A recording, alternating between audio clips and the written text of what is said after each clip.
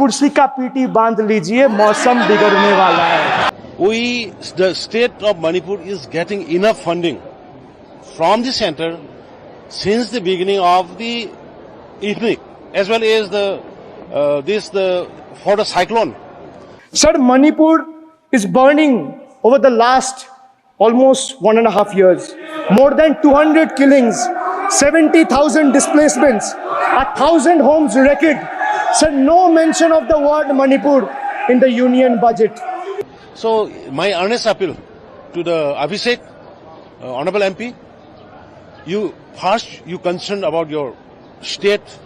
ये जो बोल्ड है, मैं बोल रहा हूँ बीजेपी से, मैं जो सवाल यहाँ पे पूछ रहा हूँ इनसे, या मिनिस्टर को जवाब देना है, इनमें से कोई भी अगर जवाब देना चाहता है, कोई भी मीडिया चैनल चूज कर ले, मुझे टाइम बता दे, मैं आ जाऊंगा। एक हाथ लगे। मैं कह रहा हूँ सर, इनका दम है, इनका सीने में दम है, आप अपनी बात कहिए, और अगर हिम्मत है तो ये आप चुनौती मत दीजिए, आप अपनी बात कीजिए। I am challenging them to आप चुनौती मत दीजिए सदन में, and debate with me. ये बार चुनौती देना, या चुनौती सदन में नहीं। सर, ये मुझ पे आरोप लगाने में पढ़ के बोल रहा हूँ, पीएम टेलीप्रॉम्प्टर से बोलते हैं। I would like to appeal to the opposition, the India groups, led by the Congress. Please don't play PT politics. Even in the budgetary discussion, for not mentioning of Manipur, they are trying to make an issues. What is the use of mentioning all the state? Yesterday, Madam Sitaraman has already clarified. The state of Manipur is getting enough funding from the center since the beginning of the evening, as well as for the cyclone, for the hailstorm also, we got enough money, and we have already distributed CGI costing of 43 crores only for the hailstorm, and for the flooding also, just we have distributed 10,000 each to the East family.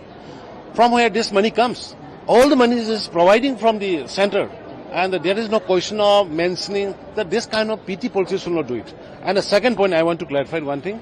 One Mr. Abhishek, Honorable MP from Trinamool Congress, he raised issues in the parliament saying that the Manipur issues or burning 1 year is doing nothing. What he knows? What he knows about Manipur? Why he is not caring about his Bengal? What is happening in Bengal since the last 10 years? Women were killing on the road. People are beating on the road, and the killings, raping. What they are doing? What is happening in Bengal, and why he is raising the issues of the Manipur? We are doing Manipur 24/7. Honorable Prime Minister is looking after. Honorable Union Home Minister is looking after, and the peace is restoring. Instead of supporting to restore peace in the state, why they are trying to instigate? Sir, but what did the people do? देश में जनता मालिक है, कोई नेता मालिक नहीं है. The people of Bengal and the people of my constituency elected me third time with a margin of 7,10,000 votes, setting an example for Narendra Modi, Amit Shah, and the minions of BJP and the rest of the country to see this is the people's power.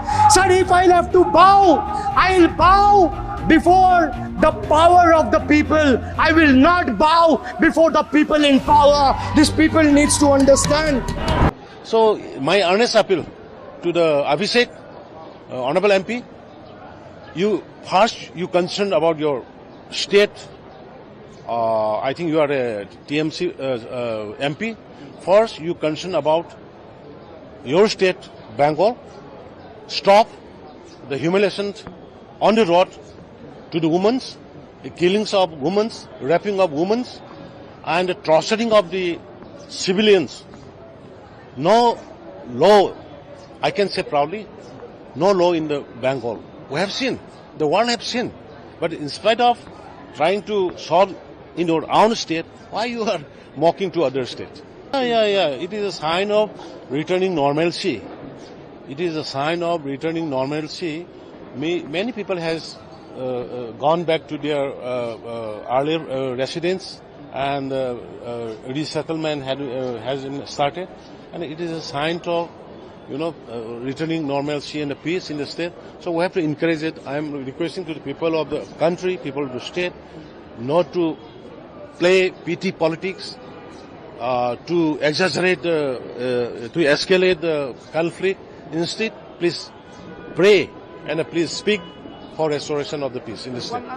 Due to the prevailing situation and the pains and the suffering by the people, I was not able to call on timely. I am very sorry for that. But this time, I will meet personally and I will apprise all the things. He know better because Delhi, he is collecting information from the state also, from my office, from many, Prime Minister Modi ji know everything. Even though today I will meet personally and I will take his blessing. Sir, Manipur is burning over the last almost 1.5 years. More than 200 killings, 70,000 displacements, 1,000 homes wrecked. Sir, no mention of the word Manipur in the union budget. Sir, another tragedy of this government is weaponization of central agencies. Sir, another tragedy of this government has been the weaponization of central agencies to carry out politically motivated witch hunts against opposition leaders, like many of us, including me. Sir, they didn't stop at me or my wife, my elderly parents, my PA, my advocate, even my 11-year-old daughter and 4-year-old son were not spared. Sir, you tried. Sir, the BJP tried to make an example out of me by setting an example for the rest of the country to see, by letting ED and CBI go after me. Sir, but what did the people do? देश में जनता मालिक है, कोई नेता मालिक नहीं है. The people of Bengal and the people of my constituency elected me third time with a margin of 710,000 votes, setting an example for Narendra Modi, Amit Shah and the minions of BJP and the rest of the country to see. This is the people's power. Sir, if I have to bow, I'll bow before the power of the people. I will not bow before the people in power. These people needs to understand. Sir, India's national debt today stands at a staggering 169 lakh crore. The finance minister needs to know this. Before you ridicule Bengal for a debt of 6 lakh crore, the budget has predominantly, like I said, is anti-Bengal and anti-people. Even though the state elected 12 BJP MPs as compared to 3 in Andhra Pradesh, you still have the guts and gall to overlook West Bengal, and you will get a befitting reply again. Perhaps the central government would have benefited drawing inspiration from West Bengal budget for the year 2024-2025. Sir, our budget stood out for its inclusive approach, introducing new schemes while enhancing the incentives of the existing ones. It comprehensively addressed the needs of every section of the society, ensuring support for women, youth, students, fishermen, and artisans alike.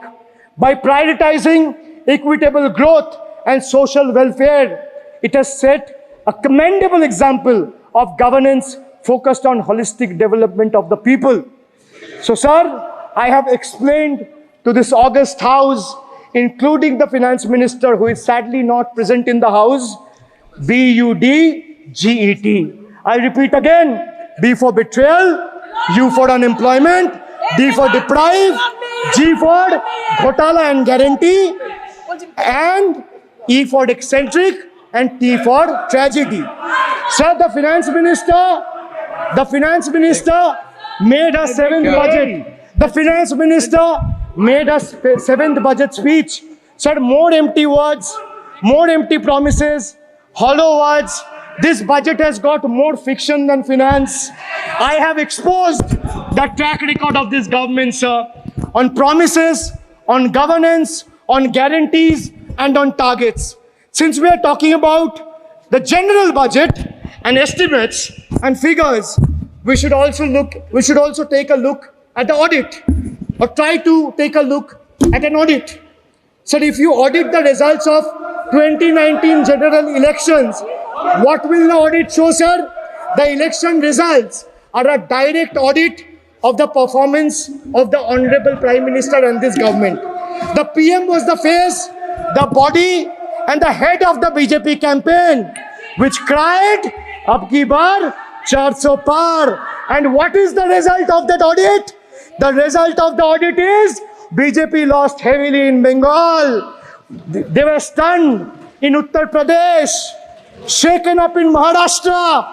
Their slogan was, "Jo Ram ko laaye hai, hum unko laayenge," backfired, sir. Okay. Their slogan of "Jo Ram ko laaye hai, hum unko laayenge," backfired. I would rather say, "Prabhu Ram aaye to न्याय आया." कुछ वक्त जरूर लगा, लेकिन इंसाफ आया. BJP not only faced a humiliating defeat from the Ayodhya seat, but it also lost Badrinath in the last by-election. That takes me back from where I started. वक्त बदल गया है. The Prime Minister now leads a creaky, vulnerable, shaky coalition. And it leads a coalition government which is just waiting to blow up. Rather than investing in the future of this country, it is unfortunate that the union government is investing for Modi ji's political survival at the expense of nation's well-being. Truth is, the Honorable Prime Minister is on borrowed time. You all are on borrowed time, mark my words. And I would like to end by saying, थोड़ा सब्र रखिए और कुर्सी का PT बांध लीजिए, मौसम बिगड़ने वाला है. Thank you, sir.